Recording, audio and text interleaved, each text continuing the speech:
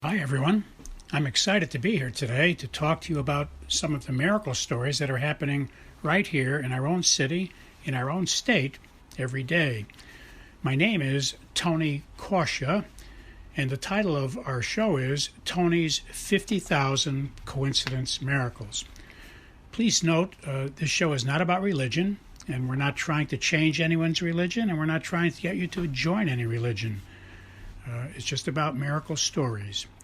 I don't know of any religion on the planet that doesn't talk about miracles. That's why religions begin, because they have something that's telling them there's really a God. But we're not going to get into that. We're going to just talk about miracles and leave the decisions about all that up to you. So we don't care what religion you are. We just want to talk about miracles. If you are an atheist, I think you'll enjoy the program as well, although I can't guarantee you'll remain an atheist very long after you hear many convincing stories, coincidence kinds of stories about miracles. You can email me your own stories if you wish. We'll try to use all we can on the show. I can't guarantee we will, depending on volume and time, but you're welcome to send your stories on to us, and we will mention them when we can. You can send them to the following email address. But please notice that if we do use your story, we won't mention your name. We'll keep you anonymous. And we suggest that in your story, when you send it to us, don't use your correct name. That way anyone listening will not be able to figure out that it was you that sent the story in. The email address you can send your stories to is very easy to remember. It consists of 2 words and 3 numbers. The first word is Tony, spelled Tony, and the second word is and, spelled A-N-D, and the numbers are 777. So once again, the name is Tony and 777 at AOL.com. Well, let us begin. Our first story today is from someone who experienced several coincidence miracles, and pretty unique, and I think some of it is fun. So some of this is a fun kind of a story. The first story he tells us is he had gone to Home Depot to purchase some items because he noticed some mice in his house. So he went there to purchase some things and talked to the people there about which were the right products. And that was on the prior day, and he brought them home, and he was going through the directions when he got home. One of the things that they had recommended for him was a sticky pad. It's a pad you put on the floor, and then the mice, when they're running around, if they get into it, if they walk into it, they get stuck into this pad apparently, and they can't get out. So it's a humane way of catching them, I guess. But he said when he got home, he has a white carpet, so he thought maybe that's not such a great idea, because if the mouse gets 1 foot in the sticky pad, he might start running around with the other 3 feet and have a sticky mess on his white carpet. So he brought it back the second day. He brought it back as a return, and after he returned it, he went back to the aisle where they have all of this, all these things about catching mice and catching rats, etc. And he was going through them, trying to find something else now because he returned the sticky pad, and he couldn't find anything that was better, and he couldn't find anything that convinced him that he should get it. And while he was there, belaboring and talking to himself about all of this, another customer comes walking up right up to exactly where he is, and he grabs the sticky pads, and he bought like 3 boxes of these sticky pads, and he was walking away. So this man said, "Excuse me, but I'm very interested in that. I want to ask you a question if I could." And they talked about it, and he asked for advice, and he got a wealth of advice about how this was a fantastic product, and the current person who was buying it said he uses them all the time with great success. And he was able to ask about his white carpet, and he got all of his answers. So this was a great coincidence miracle for him, because he was very frustrated about the mice situation, and he, in fact, had come back today, returned the pads, And that's why this is so unique and kind of comical. He came back to return the sticky pads. He finds out he can't get anything better, and God has someone walk over right next to him and purchase 4 boxes. It almost makes you think about that scripture passage that says we never know when we're being hospitable and practicing hospitality. We never know. We might be talking to angels in disguise.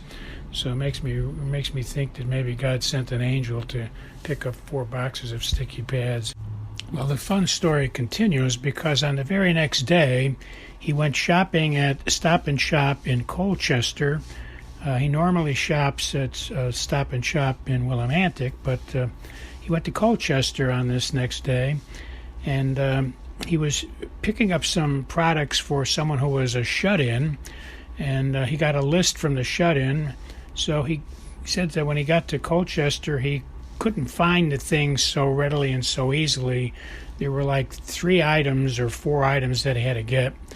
And so he was having trouble because the aisles were not laid out like Willimantic. So anyway, he said what was so amazing is there were 4 different items that he had to get, and every aisle he got to on these 4 items that he couldn't locate so easily, there was always somebody standing next to the product.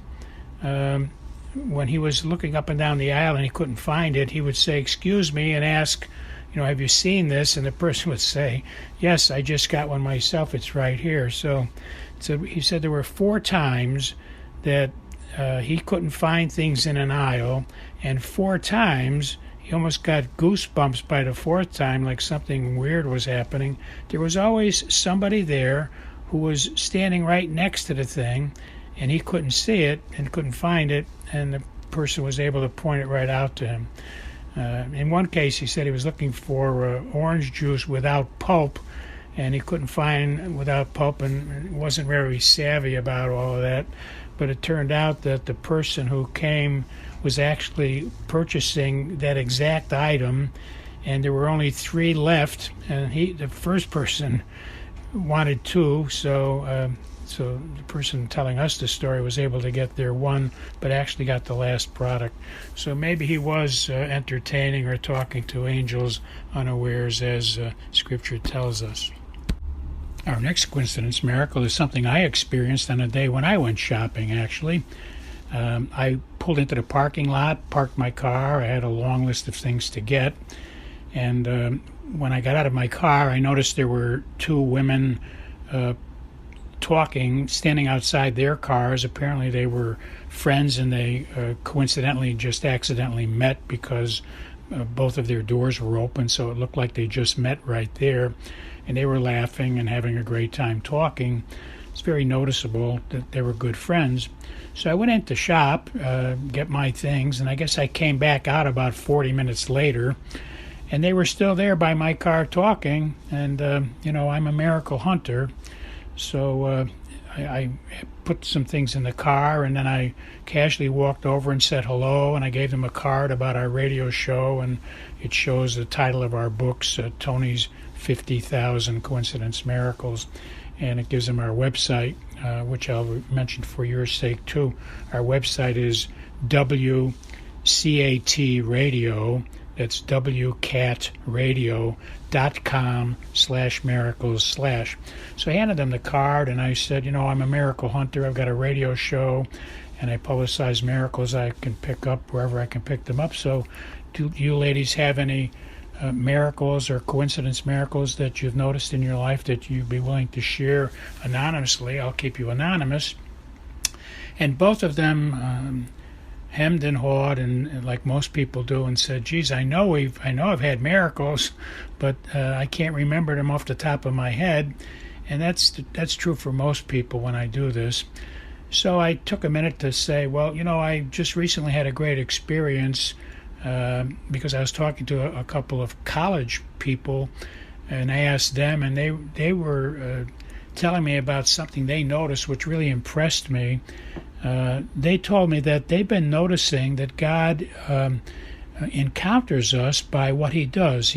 That God kinds of sets up things around us. He has people call us at a certain time, or we meet people at a certain time, or like right now here, the three of us are talking because I noticed you were talking when I went in shopping, and now you're still talking and I came out shopping. So for me, this was a coincidence that you're still here by my car, and that maybe I can talk to you about some miracles. So these college students told me they've been noticing God sets things up like a Broadway play, and God is kind of a director in a play, and they've been noticing in their life that they'll get a thought to call somebody, and they'll go for the phone, to pick up the phone to dial, and when they do that, the phone rings, and it's the person that they were going to call is calling them.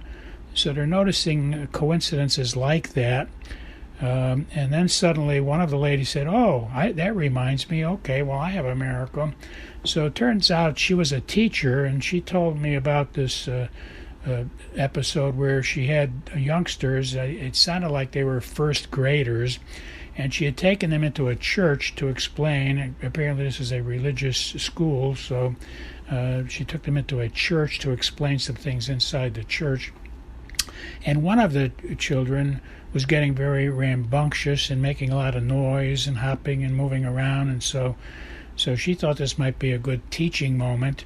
And so she said to him, I forgot his name, but she said, I told you that the presence of God is here. We covered in class and we explained how this is a very holy place and the presence of God is here. We need to be reverent and respectful. And she was going through that.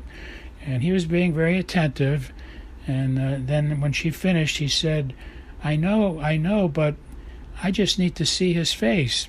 And so I kind of chuckled and she kind of chuckled, and so I had to, hopefully you'll appreciate this, I said, gee, can you help me here, because I'm not, I'm going to publicize your miracle. I won't mention your name, but I have to point out where in here you saw the miracle, and I'm having trouble.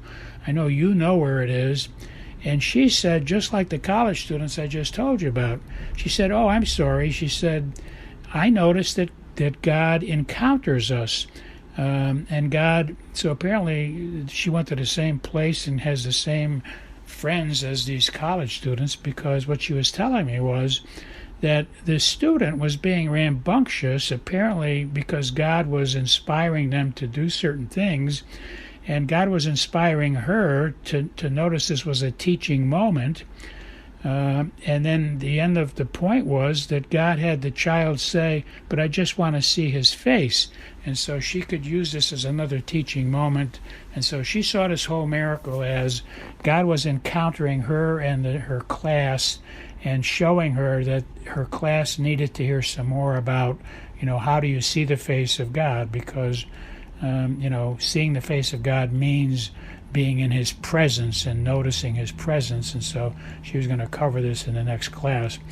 So you see, sometimes when we ask people about coincidence miracles, we need to ask them where they see the miracle in there, because in this case, she was telling us that what these other college students had told me on another day, that God was involved and he was orchestrating this whole experience.